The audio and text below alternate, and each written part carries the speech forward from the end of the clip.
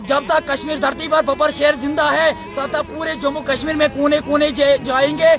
अस्सलाम वालेकुम दोस्तों, इस वीडियो में हम दो अपडेट्स के बारे में बात करते हैं। पहली अपडेट के मोहम्मद शफी जो बब्बर शेर के नाम से जाने जाते हैं, उसने क्या कहा है, पहले आप वो वीडियो क्लिप सुनिए, उसके बाद हम आगे बात करते हैं। आज इसीलिए मैं प्रेस कॉलोनी में आ गया, मजबूर हो गया कि आज हमारे बच्चे जेल खाने में हैं, क्योंकि वो जम्मू कश्मीर के युवा है, वो मेरे बच्चे हैं, चाहे बेटा हो बेटिया हो। मेरे बच्चों के साथ जाति नहीं होना चाहिए।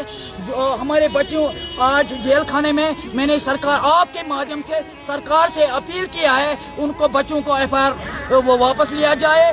हमारे बच्चों को जब तक कश्मीर धरती पर बब्बर शेर जिंदा है तब तक पूरे जम्मू कश्मीर में कोने कोने जाएंगे।